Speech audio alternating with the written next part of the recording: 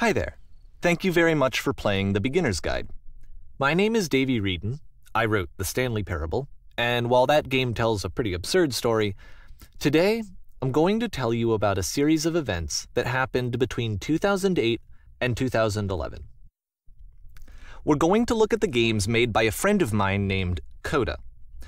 Now, these games mean a lot to me. I met Coda in early 2009 at a time when I was really struggling with some personal stuff, and his work pointed me in a very powerful direction. I found it to be a good reference point for the kinds of creative works that I wanted to make. So just to start you off, this is, I think, the first game he ever made. It's a level for Counter-Strike. You can walk around here, by the way. And mostly it's just Coda learning the basics of building a 3D environment. But what I like is that even though he starts from the simple aesthetic of a desert town, he then scatters these colorful abstract blobs and impossible floating crates around the level. And of course, it destroys the illusion that this actually is a desert town, and instead this level becomes a kind of calling card from its creator. It's like a reminder that this video game was constructed by a real person. And it kind of makes you wonder, what was going through his head as he was building this? This is what I like about all of Coda's games. I mean, not that they're all fascinating as games, but that they are all going to give us access to their creator. I want us to see past the games themselves. I want to get to know who this human being really is. And that's exactly what we're going to do here. So, it's 2008, Coda starts making these games, and he never releases any of them. He doesn't put them onto the internet, he just makes them and then immediately abandons them, and they sit on his computer forever. And I think he really understood this image of himself as a recluse. At one point, he jokingly renamed his computer's recycling bin to Important Games Folder. So, you know, this was just how he worked. He tended to crank them out one after the other without even really pausing to try to understand what he had just made, until suddenly one day, he just stopped. In 2011, that was it. He made his last game, and then he hasn't made another one since. And that's why I've taken this opportunity to gather all of his work together, is because I find his games powerful and interesting, and I'd like this collection to reach him, to maybe encourage him to start creating again. And if the people like you who play this also happen to find his work interesting, then I'm sure it'll just send that much stronger of a message of encouragement to Coda. So thanks for joining me on this. If you have a particular interpretation that I haven't mentioned here, or if you just need to get in touch, you can email me at daveywreden@gmail.com. Okay, that's about it for introduction. Let's take a look at Coda's first proper game. As each game is loading, I'll show you the date that it was completed. This first one was made in November 2008.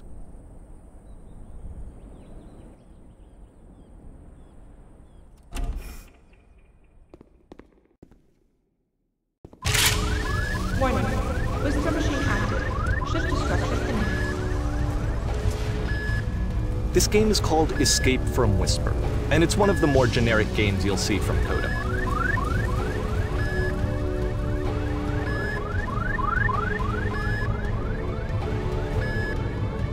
Security call breached. Hostile alien life forms inbound. It kinda looks like this game was abandoned mid-development.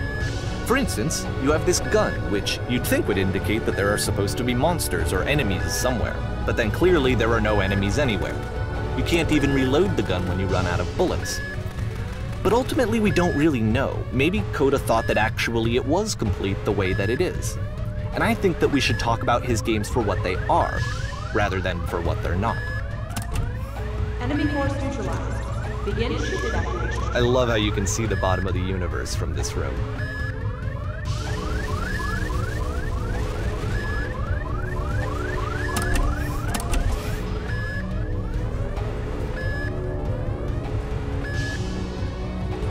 Apparently, this space station has a labyrinth on it. Sure, I don't know. There's really no reason for it that I've ever been able to discern, so in the interest of time, I'm just gonna skip you on past it. Okay, this is the part that's interesting. The game has this narrative about the Whisper machine and how it has to be turned off, and then you get to the engine room. Hey, you there, in the engine room. You could save us all. That beam is powering the Whisper Machine. We could disrupt it by introducing a great enough heat signature. If your body could stop the beam. It's so much to ask, but for all of our lives, would you do it? Could you give yourself?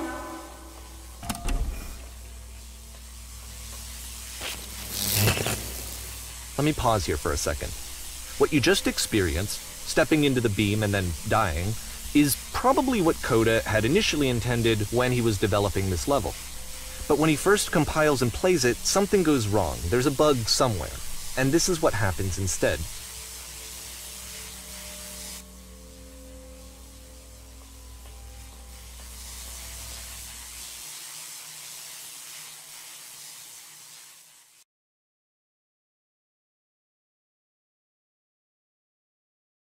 The beam causes you to start floating. And this is an important moment for him. Because yes, this is technically a glitch, but Coda identifies something human about it, like how small it makes you feel in the face of this larger chaotic system. Or this floating could be the afterlife, a peaceful place, juxtaposed against all of the hysteria that you've just had to traverse. I don't even know. I have no idea what he was thinking, but what's clear is that after making this, something lodges itself in his brain.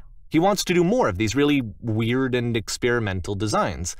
So he stops work on this and moves on to a stream of tiny little games that go in all sorts of directions.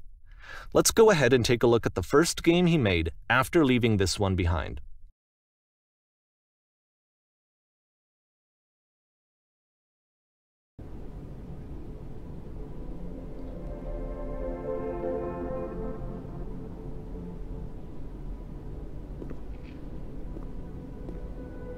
Yep, in this game you can only walk backwards.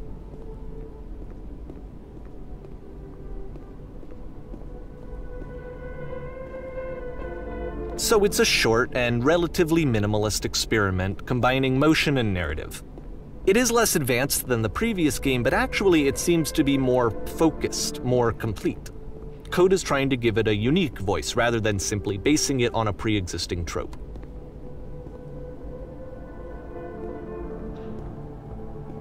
It's a short little thought, it says what it wants to say, and then it ends. Didn't need anything more than that. Which to me is why it works, because it gets out quick. Okay, next one.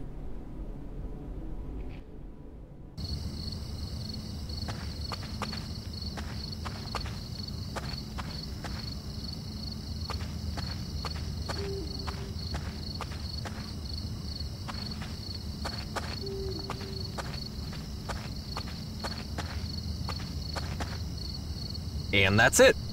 Okay, the meaning of this game won't be clear just yet. Please be patient with me for a few more games and I promise you'll see what makes it interesting.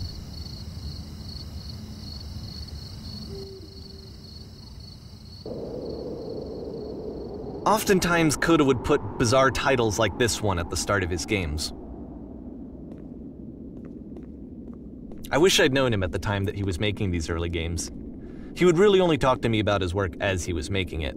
Once he stopped work on a game, like, that was it. It was dead to him. And I don't agree with that at all, but what are you gonna do? Once you've been slowed to an absolute crawl, the door at the top of the stairs opens. So why, if Coda's not showing these games to anyone, why bother opening the door at all? Well, to show you, I'm modifying the game here so that when you press enter, it'll bring you back up to full speed so you can enter the door for yourself.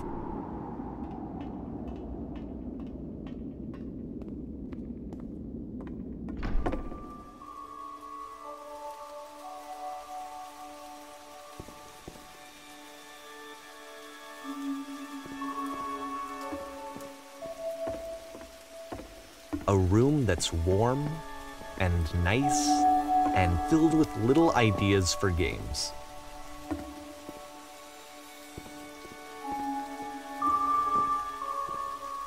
Coda would often tell me that he didn't mind if people thought of him as cold or distant.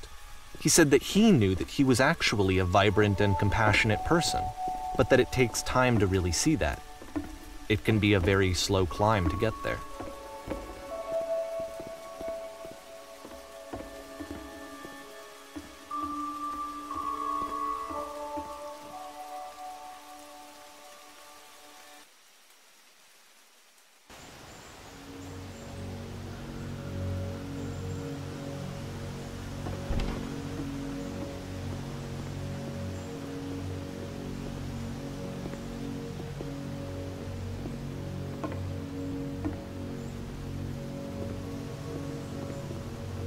Well, this is new for Coda. It's an actual puzzle. Go ahead and see if you can solve it.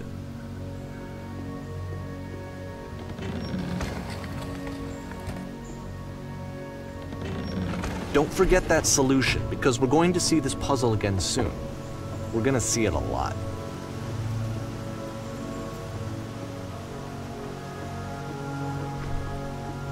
So that seems to be it, right? You walk down a corridor, you solve a puzzle, you get to the end. Simple enough. Alright, now I'm going to modify the game again so that when you press enter, it'll remove all of the walls from this room.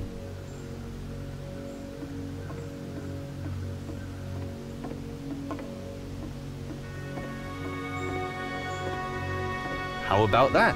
There was more to it than we had any way of knowing. I actually find it funny that this game comes after the Stairs game, since they essentially convey the opposite idea.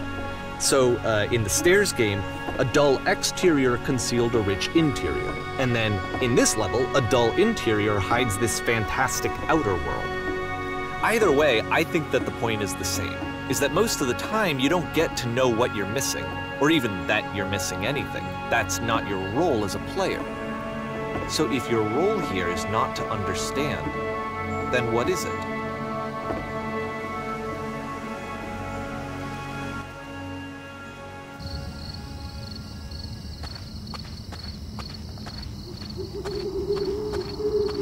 Aha! So, this, combined with the entering game from earlier, tells us that Coda believes his games are connected somehow. It could even be that the Stairs game and the puzzle game are literally connected in between this and the entering game. There's a bigger picture that all of his games are meant to play a role in, some larger meaning that we won't be able to grasp until we've seen all of them. And once we have, we can step back and start to understand what exactly that bigger picture is.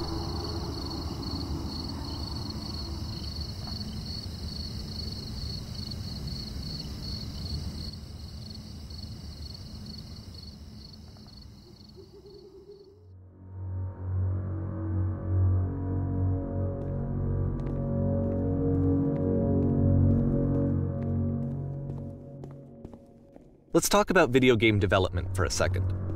Every video game runs on what's called an engine, which determines what the game can and cannot do. So in other words, the engine is a set of tools for game development. To make all of these games, Coda is using an engine called Source. Like all engines, Source has certain things that it does well, and it has certain things that it does poorly. One of the things that it does very well is boxy linear corridors. That's why so many of Coda's games are set in these large, flat, empty rooms, is just because he's working with what the engine does well. The tools available to the creator shape what kinds of creative work they're going to end up making. You might consider paying attention to the architecture in Coda's games, to notice how they seem to stem from an engine that's very good at producing linear, boxy corridors.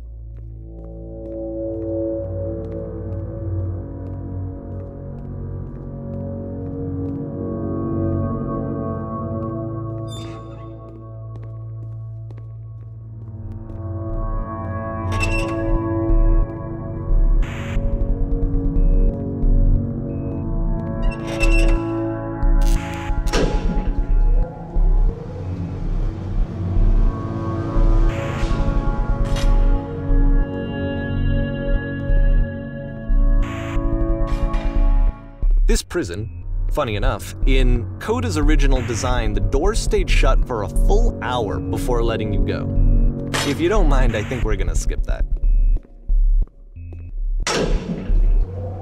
This is something that he and I used to argue about a lot. You know, whether a game ought to actually be playable, whether it means anything if no one can get through it. And I would always defend that, you know, all this work goes into the game, why not make it playable and accessible?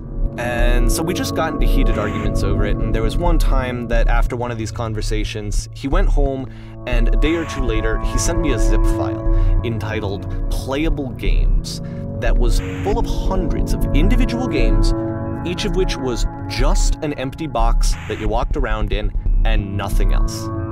Believe me, I played every single one of those just to find out if there was like a gag hidden somewhere. There wasn't.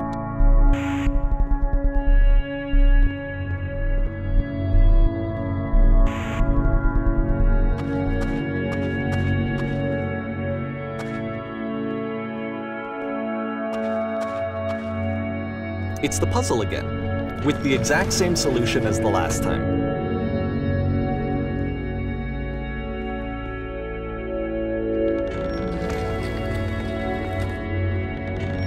There's still no clear indication of what makes this puzzle so special that Coda is going to return to it over and over. But I promise I'll share with you my interpretation very shortly.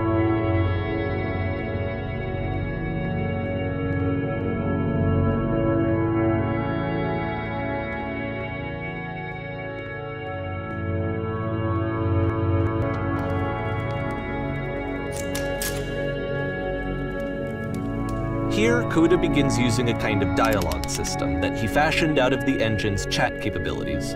Use the 1, 2, 3 buttons on your keyboard to respond.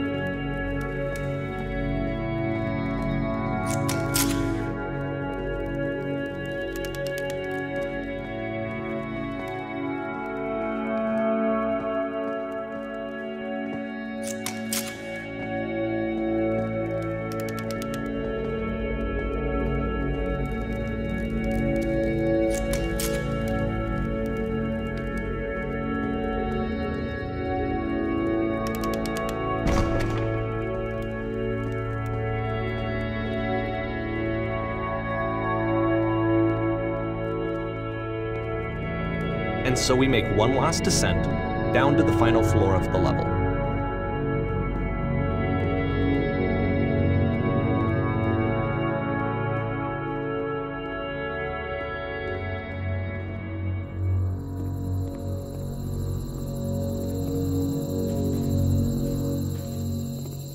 It's a lamppost.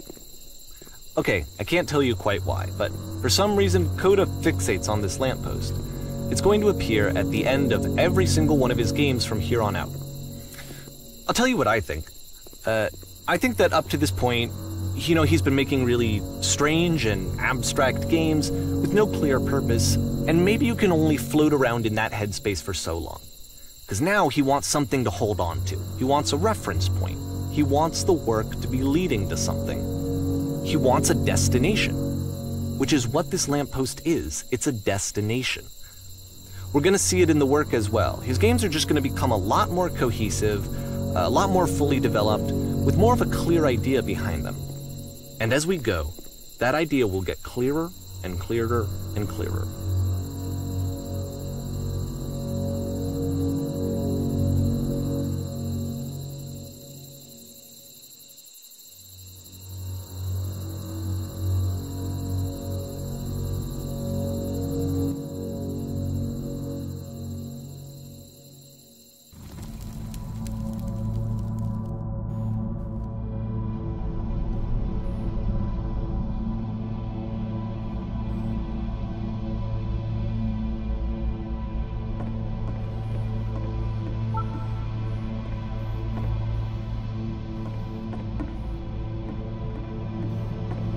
So first off, I'm sure you can deduce this, but this game is not connected to the internet. All of the notes that you're gonna see have been written by Coda. This was actually the first game of his that I ever played. This was shortly after I met him at a weekend game jam in Sacramento, where I grew up. I saw him working on this very level, and it was just so different from anything that anyone else was doing. So right away I was like, I have to be friends with this person. In retrospect, I think I was probably a bit too pushy, trying to get his attention. I was over-enthusiastic. But he was very gracious about it and very patient with me. And I cooled off eventually. Oh, feel free to skip over any of these notes if they're not doing anything for you. Nothing extra is going to happen if you read all of them. Either way, to me they convey a sense of loneliness. I see this person who's filled with thoughts and feelings and beliefs and has no way to express them except as scattered and unheard voices in a game that wasn't meant to be played.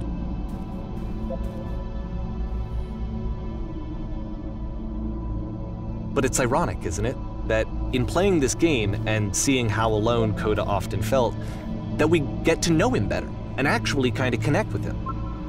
And I have to be honest with you, this idea is really seductive to me. That I could just play someone's game and see the voices in their head and get to know them better and have to do less of the messy in-person socializing. I could just get to know you through your work. I think this is why I always liked Coda's games so much, is because it felt like they let me have that connection. I felt as though he was inviting me personally into his world. And then I feel less lonely too.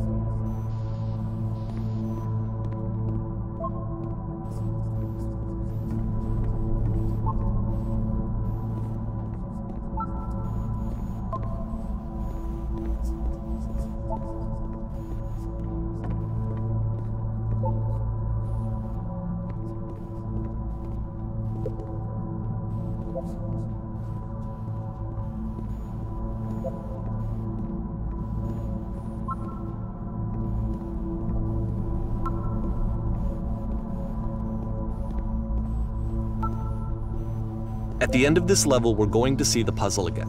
And here, I'll tell you what I think the puzzle means. Each of these games represents an idea that was on Coda's mind at the time that he was making it. And the puzzle is a way of closing the door on a previous chapter of his life before moving on to the next one.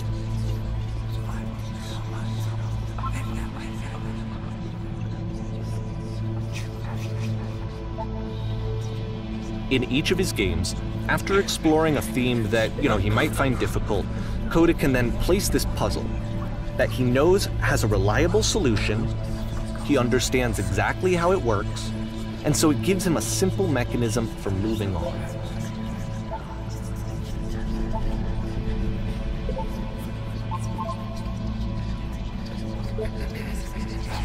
And because there's this dark area between the doors, a space between spaces, before you move on, you get to pause. Just for a moment, a few seconds to reflect on and let go of the events that led you here. To step back and connect the pieces together. To grasp at that elusive bigger picture.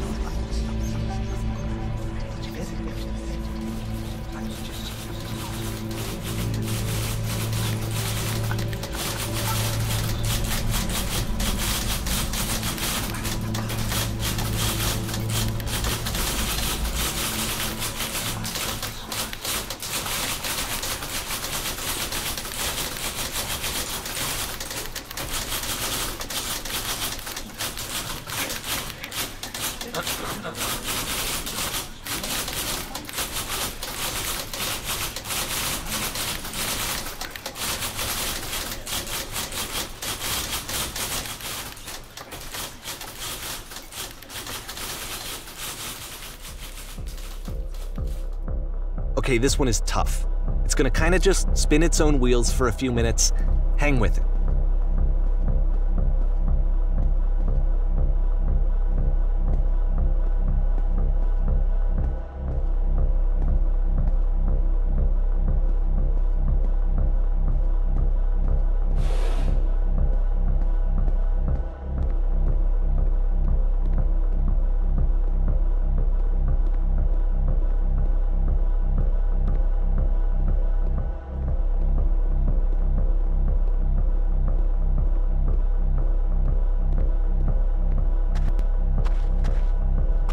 See, this is it, the whole game, and there's nothing that's particularly interesting about it. You just walk to the end of a hallway.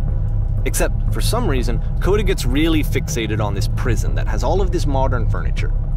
And I don't know why, but he decides he needs to revisit this prison. He's gonna start over, use the same assets, turn it into something else. Okay, cool, here's version 2.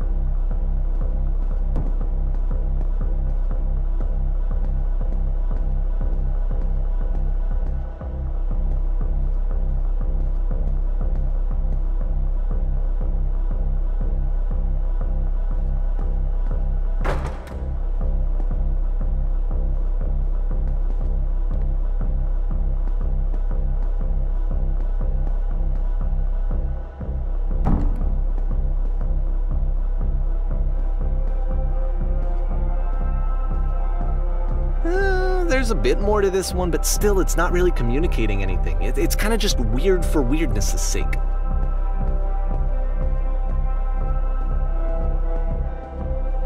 So okay, he throws it out and starts over.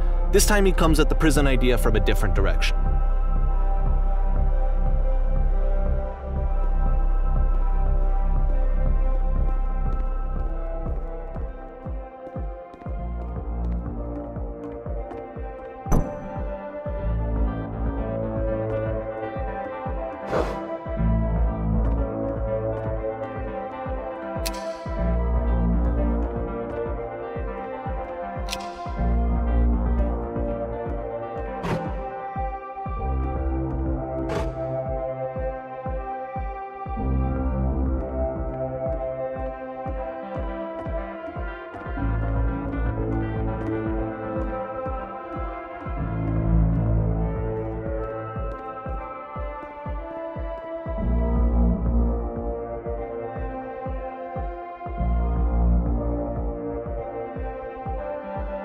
And of course, now the table is gone and you can't begin the chain of events to escape.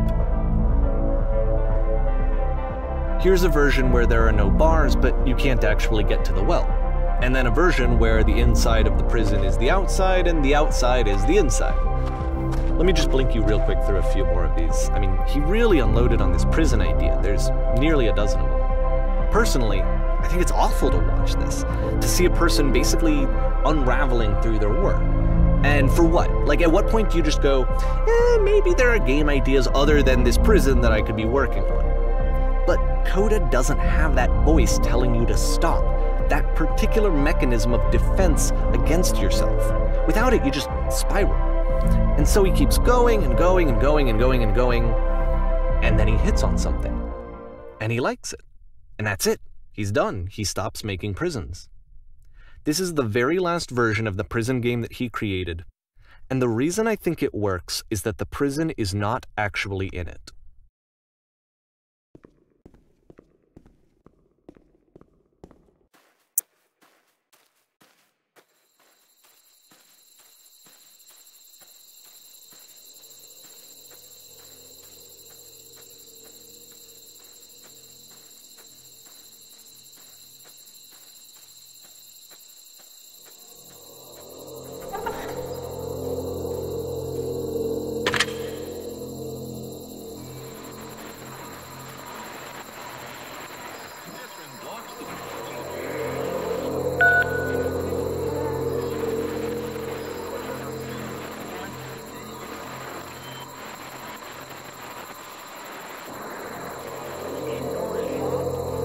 It's a conversation.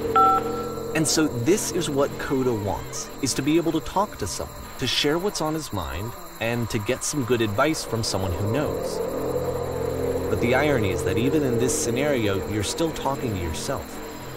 You know, all of these games so far are Coda talking to himself.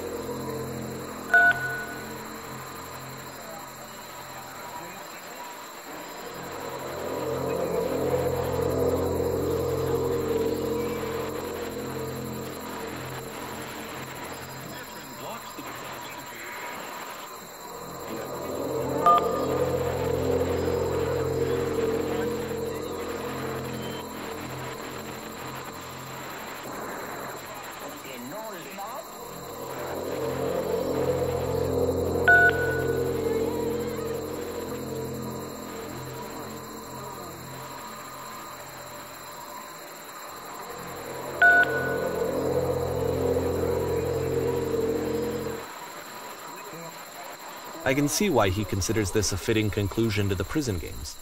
After all of the obsession and frustration, just to be told by someone you can trust that things are going to be okay. Wouldn't that be nice?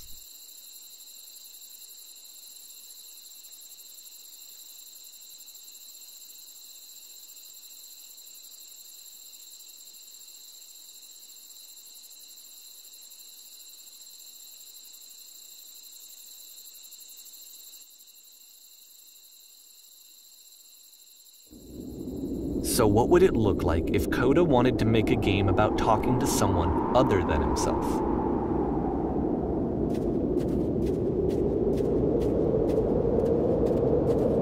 To me, this environment is meant to represent Coda's puzzle, with the two doors on either side and a dark transitional space between.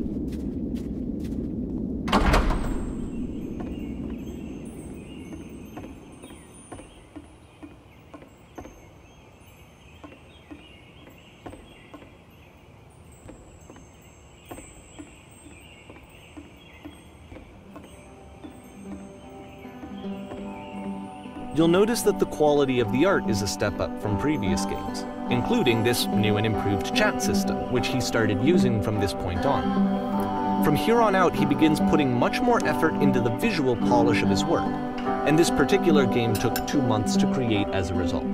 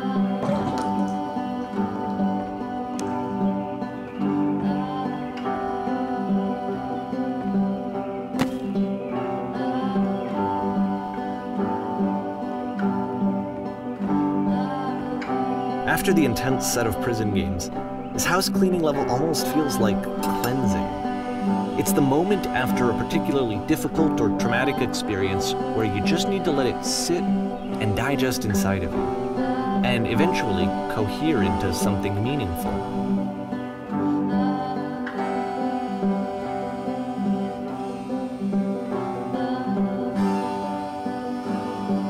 I know that Coda really liked this game.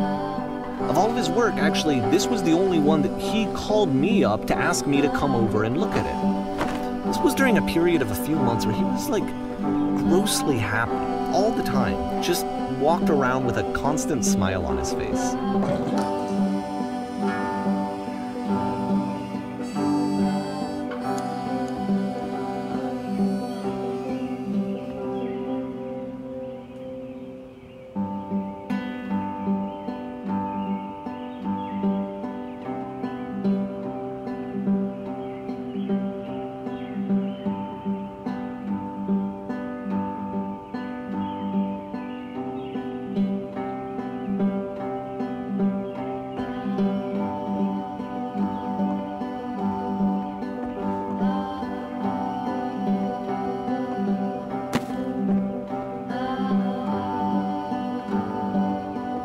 I'm glad he made this. I'm glad he found some peace.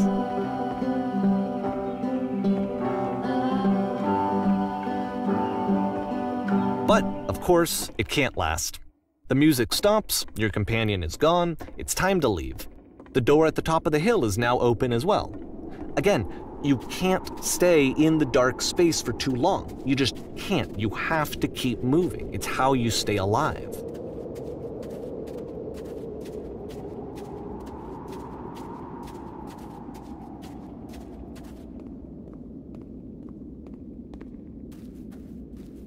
Which is the whole point of the puzzle doors, right? That sooner or later you have to pick up and move. I really thought that was the point of it.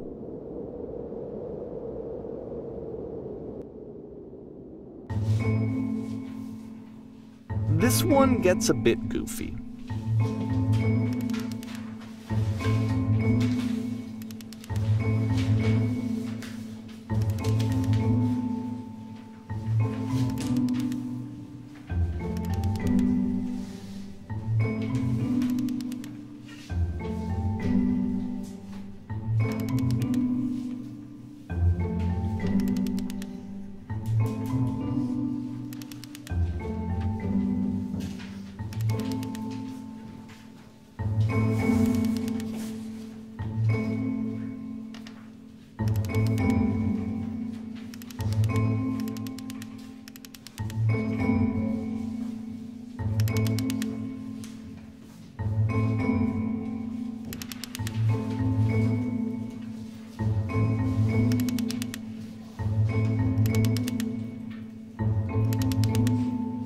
About halfway through the game, the perspective shifts.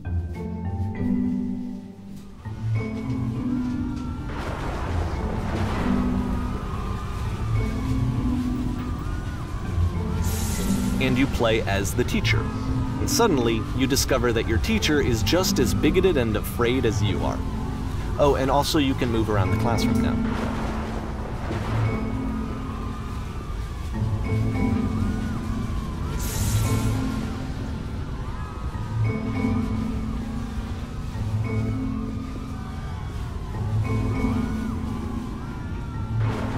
I fell pretty hard for this one. I feel like it's one of the most relatable experiences that you can have. To assume that some other person is perfect and totally fulfilled in every way, and completely miss all of the little flaws that make them painfully human. I think about this game a lot these days.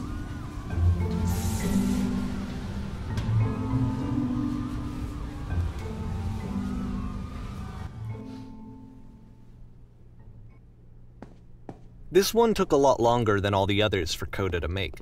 It was 4 months between this and the last one.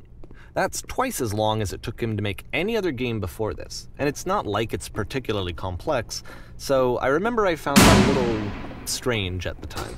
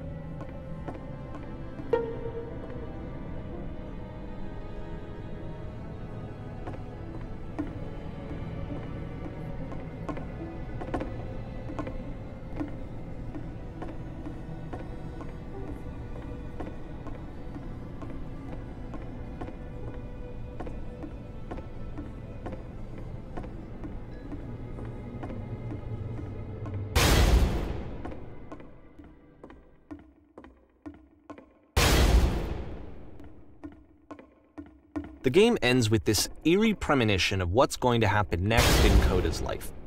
The solution to social anxiety, to fears of having to perform and having to chase success, the answer for Coda is to withdraw, to hide himself away.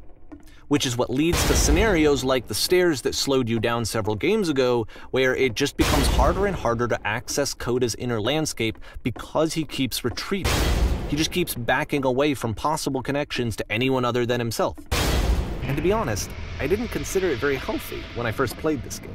You know, it looked to me like he was trying to justify the idea of just disconnecting yourself from the world. And that wasn't what I wanted for him or for his games. Because I feel like a lot of his games are inviting me to connect with this person, to bring him closer. But what can you do? After this, Coda went off and took another 5 months to make a new game.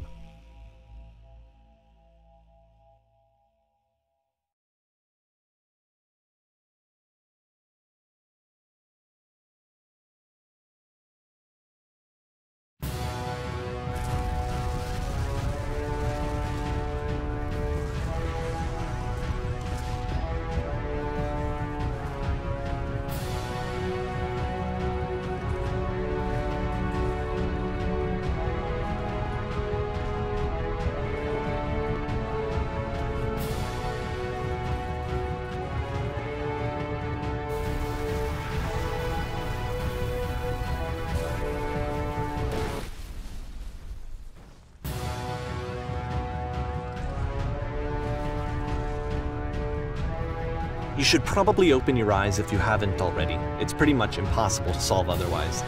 And there is a solution, by the way.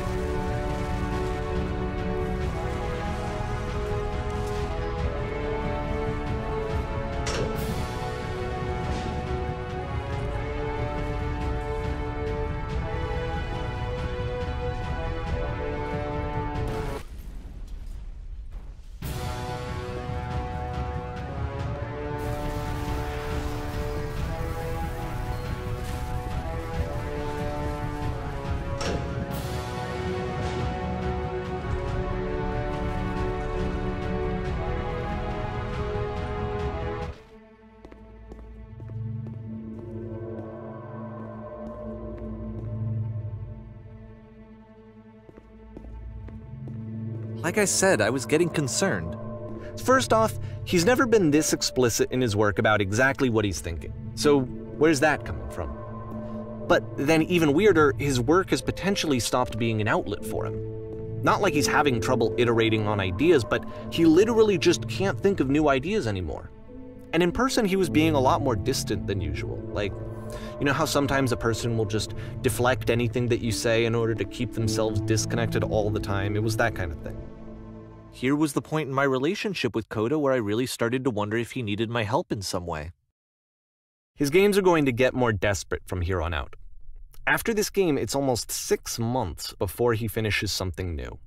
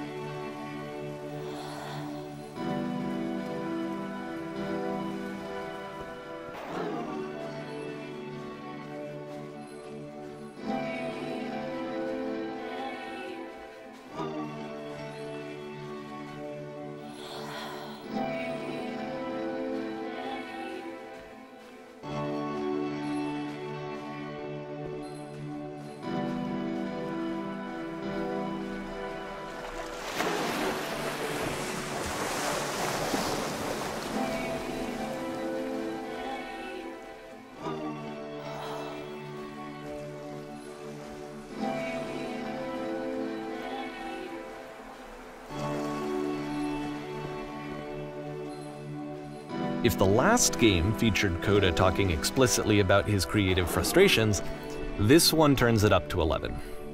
Now, put yourself in my shoes playing this. Here's a friend whose work is exhibiting signs of struggle, frustration, anxiety, depression, even. And yet, still, he keeps making games. He keeps throwing himself into the grinder even when he clearly doesn't have the energy for it anymore. Why? What is it for?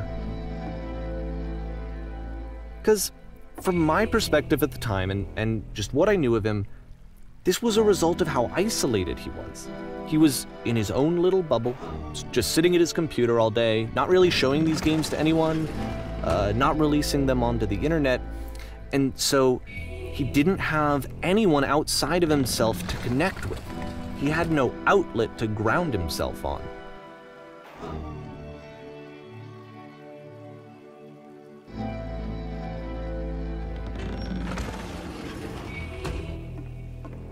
You can't talk yourself out of loneliness. It doesn't work that way. You can't be the one writing both the questions and the answers. Then there's no movement. Then there's no circulation. If all of your anxieties are being channeled into your work, then if the work ever fails, you have no backup and you're just going to crash.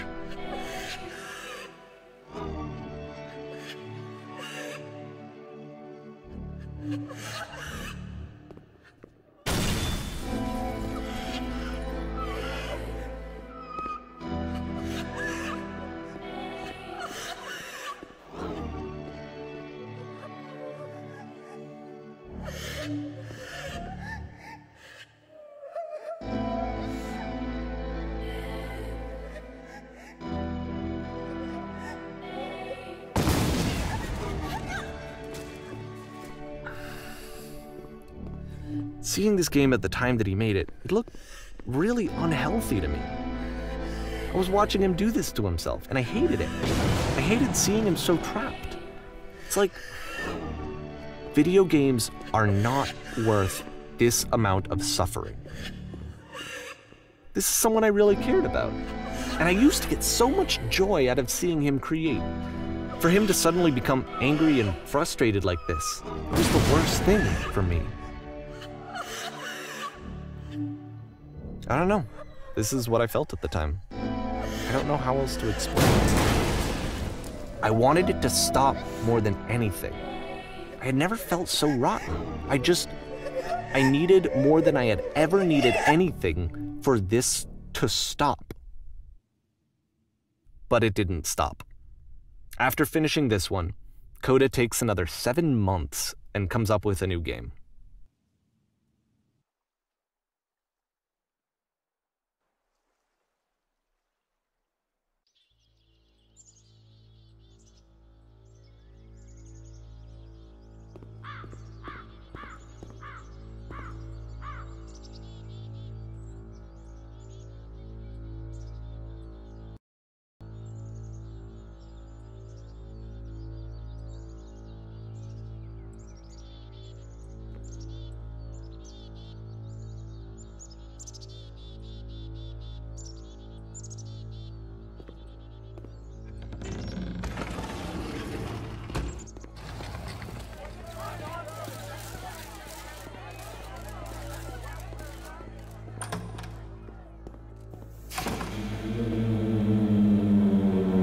And of course, it's the machine.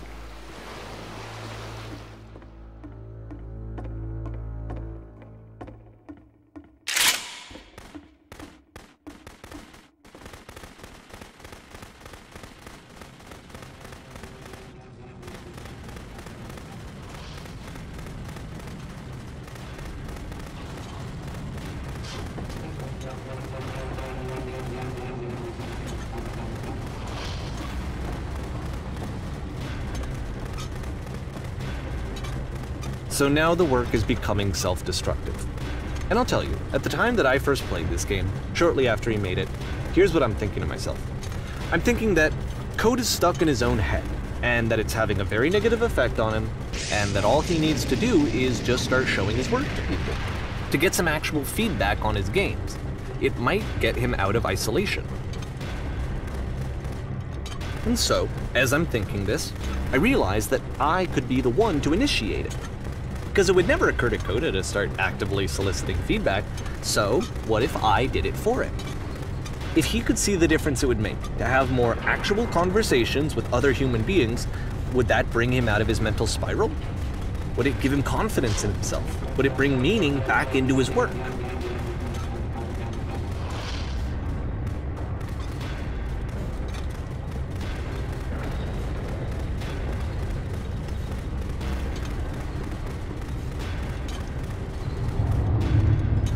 So I started showing Coda's work to people. I took this one, and the islands which you just played, the theater, the notes, the house cleaning game, and some of the prison escape games. I brought them to people that I knew and trusted. I asked their opinions. And the great part is that they really loved his games. You know, the point of it all was just to give him some external reference point, but they genuinely loved his work. There was nothing for him to be afraid of.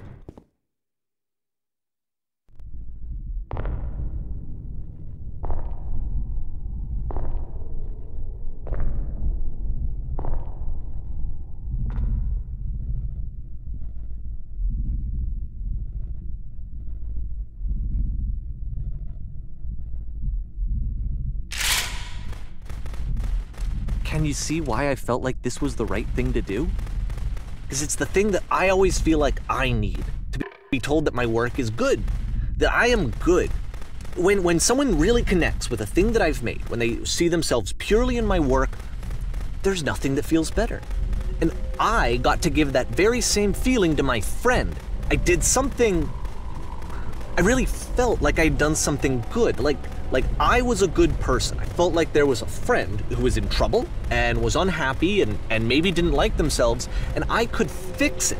If I could give him this gift, maybe I could fix the problem. When they told me how much they enjoyed his games, it was the best feeling. It was the absolute best feeling. It made me feel so happy, so beautifully, beautifully happy.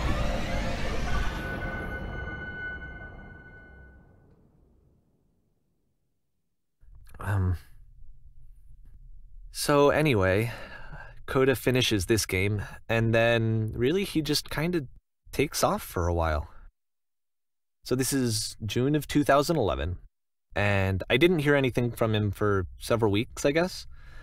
And so out of nowhere, one day I get an email, and it's got a private link to a new game of Coda's. This one is called The Tower, and to my knowledge, it's the last game that Coda ever made. So let's take a look.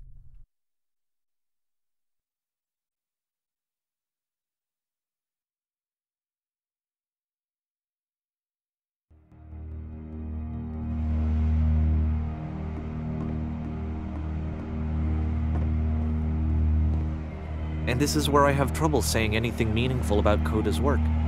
Because more than anything else, The Tower just feels distant. It feels like it's trying to distance itself from the world. It's a very cold game.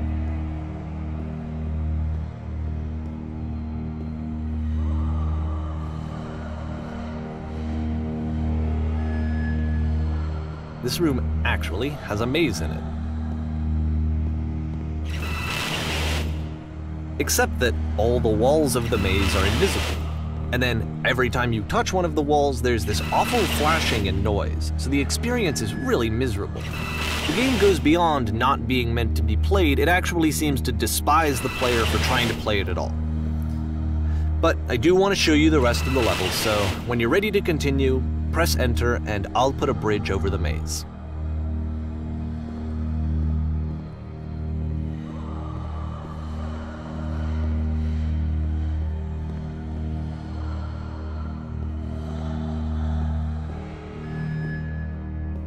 And to be fair, it's not like this is the first game that's needed some modification to be playable. Like the house cleaning game. You know, that one used to actually loop the cleaning chores and you just cleaned a house forever. I had to cut it off so that you could exit the house and the game would actually end. But that game had an idea that it was actually trying to communicate. What's the deeper idea behind the invisible maze? The only way past this challenge is to randomly guess the 6-digit code.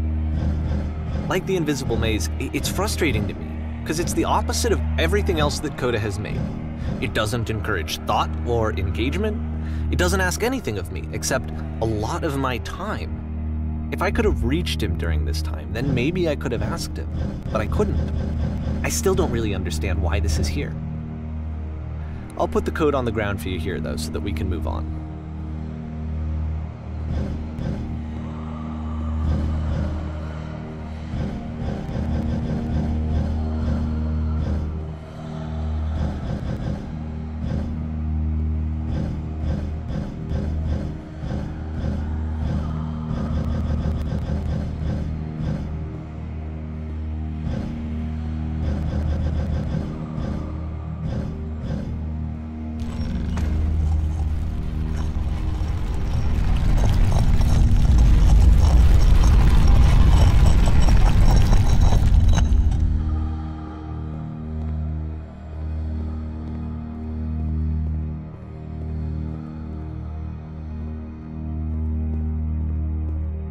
The switch to open this door is actually on the other side of the door, meaning that it's literally impossible to solve from this side.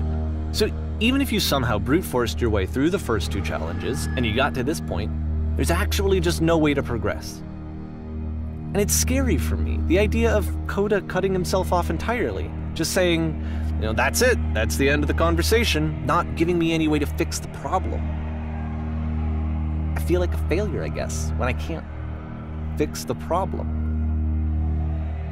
But I can open this door for you, so let me do that. Was I a failure for not understanding this game? I don't know why I would be. It's not like everything needs to have a solution, but I feel it somehow. I feel like I failed, and I don't understand why. I remember, it's June of 2011. I'm playing this for the very first time, and as I'm playing, I'm thinking to myself, I don't know this person. I have no idea who this person is. It wasn't the guy I knew, it wasn't my friend. I had come to so many conclusions from looking at all of his work up to this point, and then suddenly none of them... I had been trying to, though. That was the thing. For years I was trying to get to know him, to understand who he actually was and what he stood for. I asked him so many times to please just tell me what his games mean to him. I asked him please to tell me what the 3 dots mean. And he wouldn't. I just felt so strongly that if I could have connected with him, that if I could have somehow made his work my own, that I would finally be once and for all happy. It was that I needed to see myself in someone else. I needed to be someone other than me. But he stopped and left, and it felt somehow like I had failed. Where did I screw up?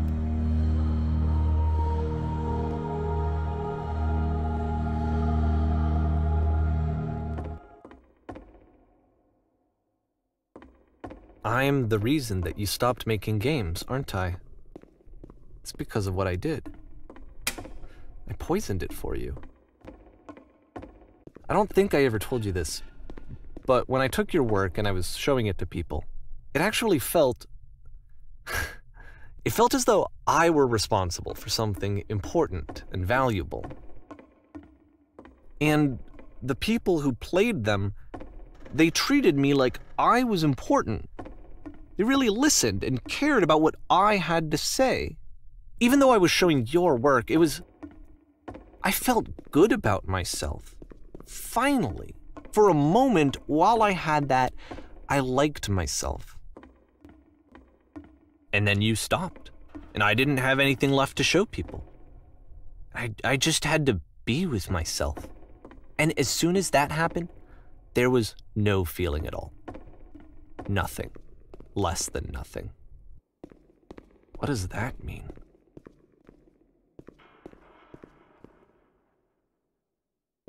I'm afraid that I did something really stupid because I don't like myself.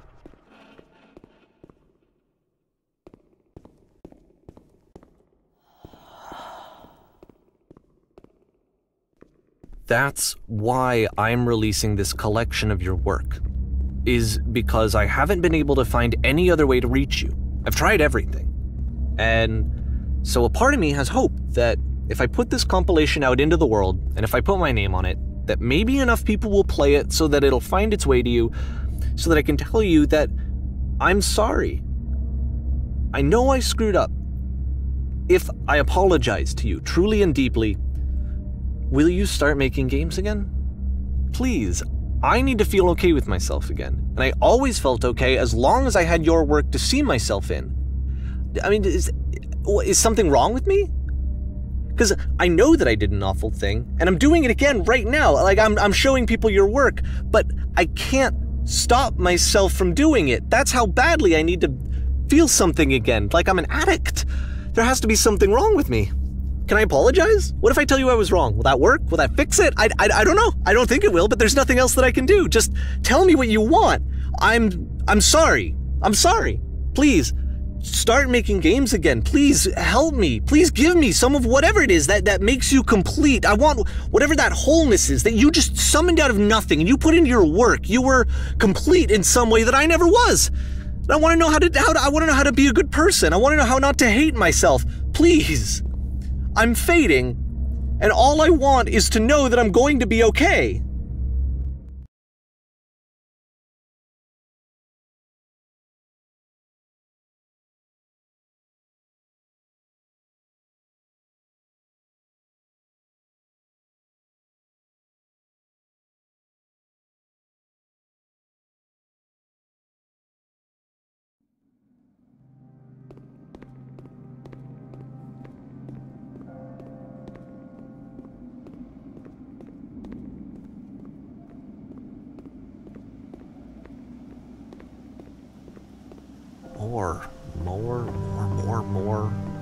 More love, more praise, more people telling me that I'm good. Always more. It's like a disease.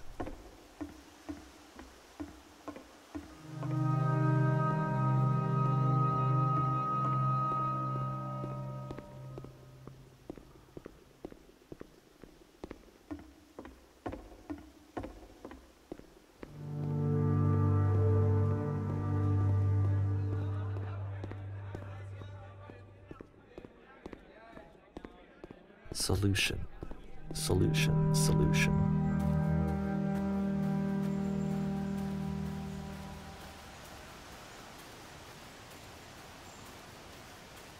I guess if someone had told me ahead of time that he just really enjoyed making prison games, maybe I wouldn't have thought he was so desperate. I wouldn't have told so many people that he was depressed. Maybe he just likes making prisons.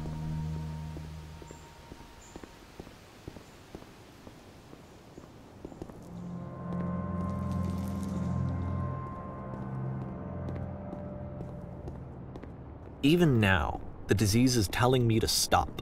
Don't show people what a shitty person you are. They'll hate you.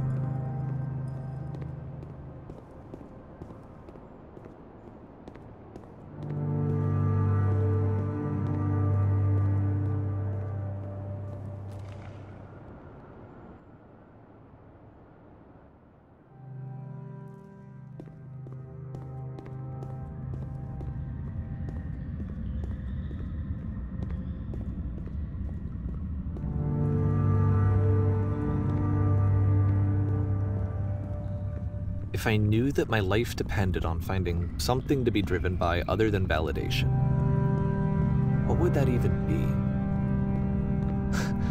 It's strange, but the thought of not being driven by external validation is unthinkable. Like, I actually cannot conceive of what that would be like.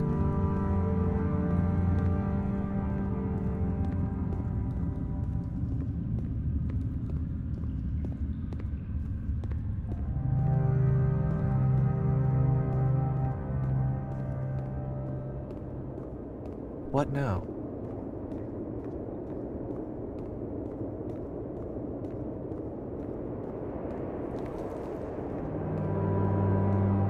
I think I need to go. And I'm sorry, because I know that I said that I would be here and I would walk you through this, but I'm starting to feel like I have a lot of work to do. I have a lot that I need to make up for. And so I'm just gonna... Okay.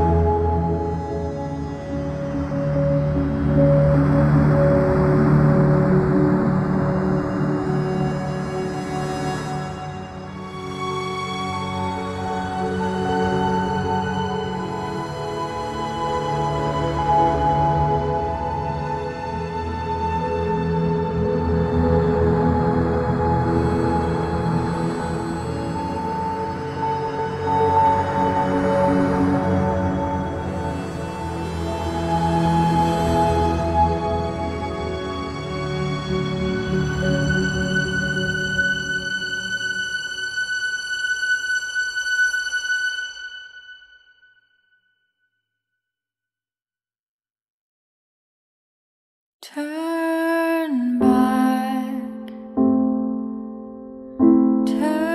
back from this cave. You said